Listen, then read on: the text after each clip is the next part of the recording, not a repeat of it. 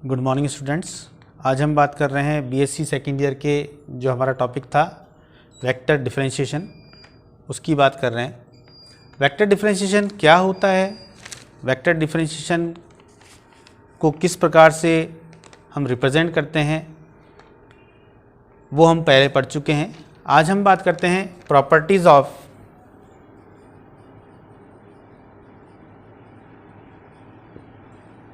Vector differentiation. Properties की बात करते हैं तो पहले प्रॉपर्टी से पहले मान लेते हैं यदि ए बी सी किसी अदिश चर टी के अवकलनीय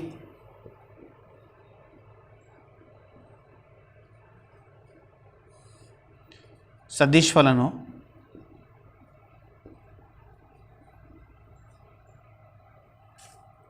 तथा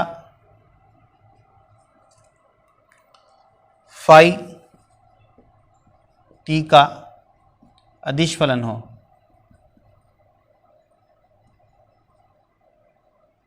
तो हम मान लेते हैं ए बी सी तीन चर टी के सदिश फलन है, अवकलनीय सदिश फलन है, और फाई जो है वो टी का एक अदिश फलन है। तो पहली प्रॉपर्टी है derivative of A plus B minus B equals to derivative of A plus minus derivative of B, अर्थात किसी दो सदिशों का योग का अवकलन जो होता है उन सदिशों के अवकलनों के योग के बराबर होता है। इसी प्रकार से अंतर भी यही है, दो सदिशों के अंतर का अवकलज उन सदिशों के अवकलज के अंतर के बराबर होता है। दूसरी प्रॉपर्टी है D over D T of phi A, जहाँ पर फाई हमारा अदिश फलन है और ए हमारा सदिश फलन है, तो ये होता है हमारा phi D A by D T plus D phi by D T into A.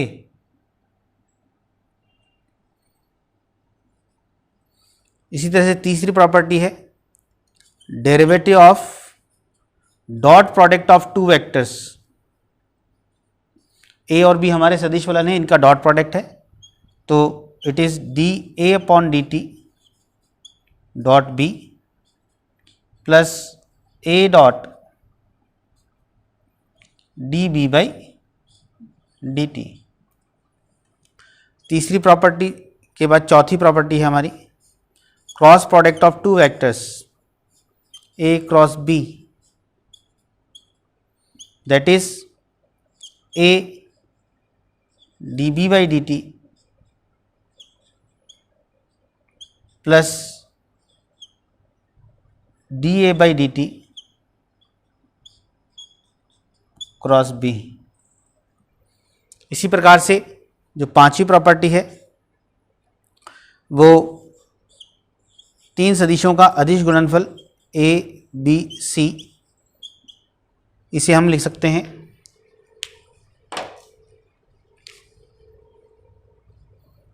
D A by D T B C plus A D B by D T C plus A B D C by D T, अर्थात तीन सदिशों का जो अदिश गुणनफल है उसका अवकलज जो है वो इस प्रकार से लिखा जाता है। सिक्स्थ प्रॉपर्टी है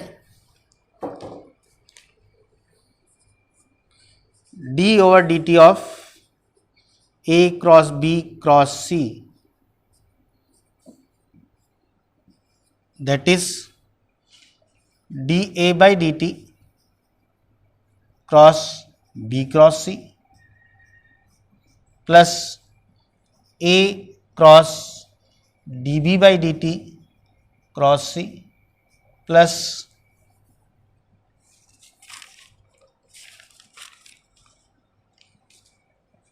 ए cross B cross D C by D T. तो ये हमारी 6 प्रॉपर्टी हैं वेक्टर डिफरेंशिएशन की। इसके बाद हम थ्योरम की बात करते हैं। कुछ थ्योरम्स जो इम्पॉर्टेंट हैं उसकी बात करते हैं।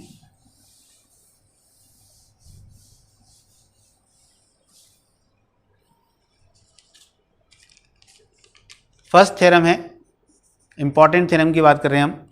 थ्योरम है किसी सदिश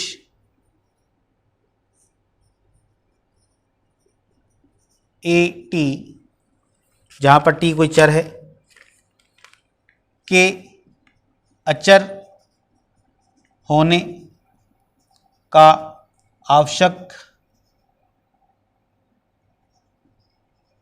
एवं पर्याप्त प्रतिबंध है कि D A by D T equal to 0 हो। अर्थात कोई भी सदिश फलन ए टी अचर होगा, उसके लिए D A by D T बराबर 0 होना चाहिए। इसका आवश्यक व पर्याप्त प्रतिबंध है। तो सबसे पहले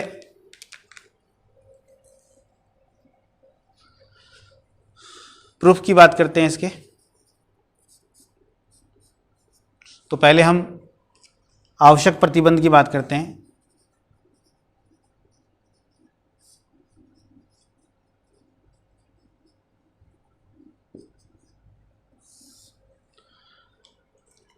मान लेते हैं ए टी एक अचर सदिश है, तो हम सिद्ध करेंगे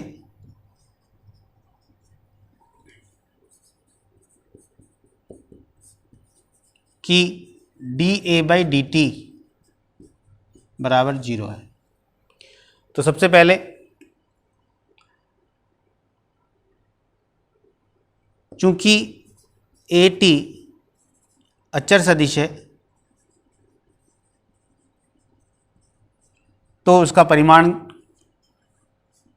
अचर होगा और ए टी प्लस डेल्टा टी जो है वो ए टी के बराबर होगा।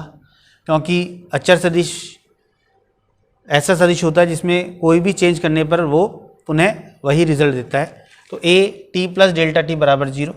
अब हम डेरिवेटिव की परिभाषा काम में लेते हैं। Limit delta T tends to 0, A T plus delta T minus A T upon delta T. अब चूंकि ए प्लस डेल्टा टी और ए टी दोनों बराबर हैं, अर्थात limit delta T tends to 0, 0 upon delta T, तो ये दोनों कैंसिल हो जाएंगे और इसका रिजल्ट क्या आ गया 0। अर्थात यदि ए टी अचर सदिश है तो D A by D T क्या आ गया 0 प्राप्त हो गया। अब इसका विलोम सिद्ध करते हैं। पर्याप्त प्रतिबंध,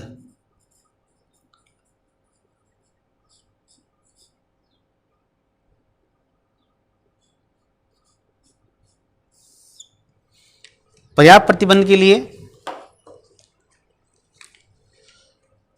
माना D A by D T बराबर 0 है, तो हम सिद्ध करेंगे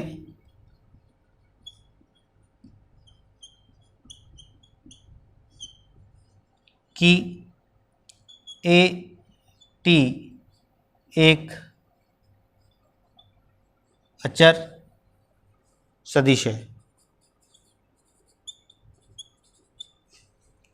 पहले हमने माना था कि ए टी एक अचर सदिश है, तो हमने सिद्ध किया था D A by D T बराबर 0। अब हम पर्याप्त प्रतिबंध या इसका जो कन्वर्स है उसके लिए मान लेते हैं D A by D T बराबर 0 है, तो हम सिद्ध करेंगे कि ए टी एक अचर सदिश है। तो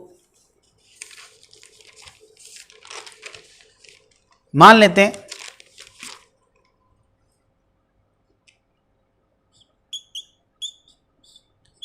ए टी जो है घटकों के रूप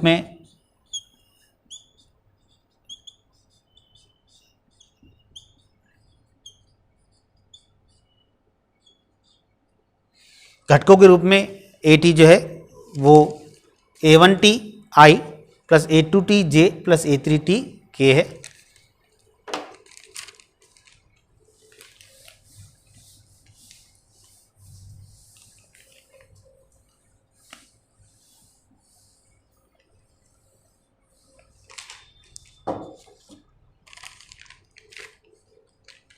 तब D A by D T बराबर होगा I D A one upon D T plus J D A two upon D T plus K D A three upon D T.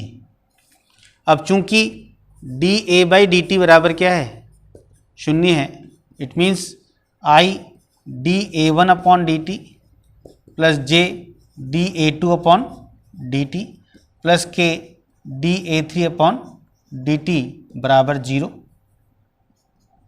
और चूंकि ये एक वेक्टर क्वांटिटी है तो ये 0 जो है वो भी एक वेक्टर 0 है।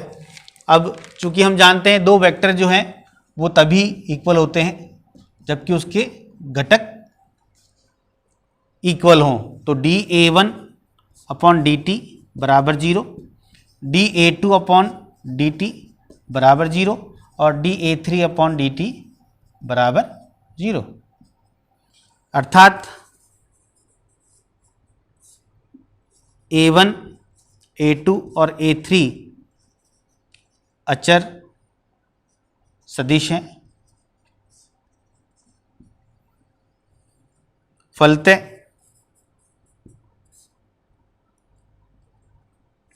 AT क्या होगा, अचर सदिश है। अर्थात यदि कोई अचर सदिश होता है तो उसका अवकलज हमेशा 0 होता है, और इसी प्रकार से यदि उसका डेरिवेटिव 0 है तो वह फलन हमेशा एक अचर सदिश होता है। अगली प्रमेय है हमारी, किसी सदिश AT का परिमाण अचर होने का आवश्यक व पर्याप्त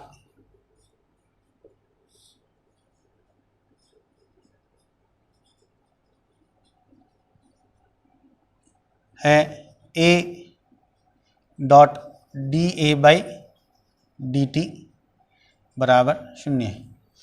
किसी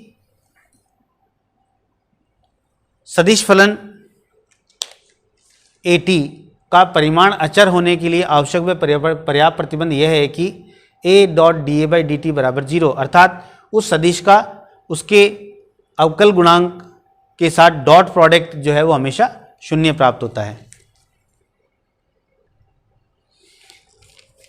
इसका प्रूफ आवश्यक प्रतिबंध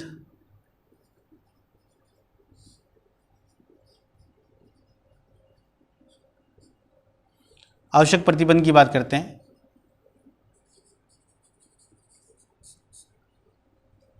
माना AT एक अचर परिमाण का सदिश फलन है,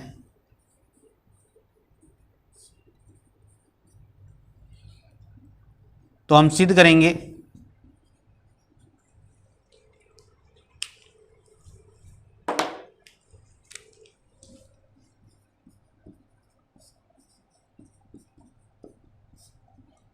ए dot D A by D T बराबर 0 है। माना mod A equals to simple A अचर, हमने यही माना है ए टी का परिमाण अचर है, तो माना कि ए का जो परिमाण है वो ए है। अब A dot A equals to mod A square that is A square होता है। अब हम दोनों तरफ डेरिवेटिव ले लेते हैं।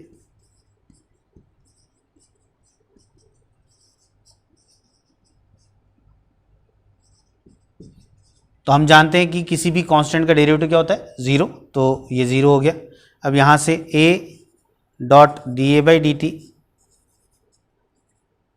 Plus D A by D T dot A बराबर 0, that implies twice of a dot D A by D T बराबर 0, और that implies a dot D A by D T बराबर 0।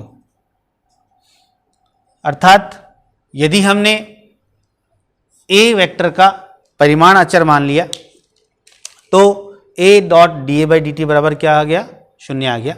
अब हम इसका विलोम लेते हैं।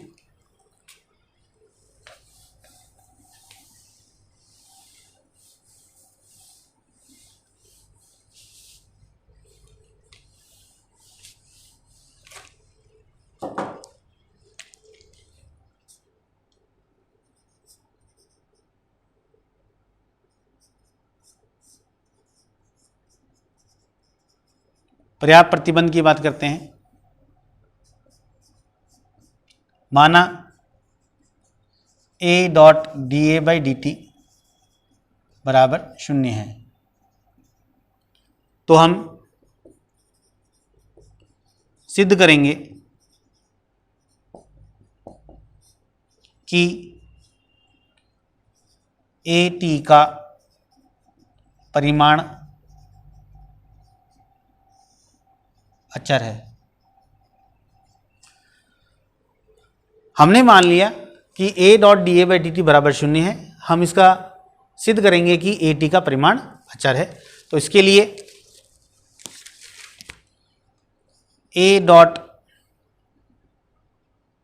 D A by D T बराबर 0, तो हम इसे लिख सकते हैं a dot D A by D T plus D A by D T dot A बराबर 0, a D upon D T of a dot a, और हम बराबर 0, और इसे लिख सकते हैं हम d over D T of a square equal to 0। अर्थात a स्क्वायर अचर है, फलतः a अचर होगा। तो हमने सिद्ध कर दिया कि किसी भी सदिश के लिए यदि a dot D A by D T बराबर 0 होता है तो उस सदिश का जो परिमाण होता है वह अचर होता है। Thank you. नेक्स्ट वीडियो में हम अगले टॉपिक की बात करेंगे।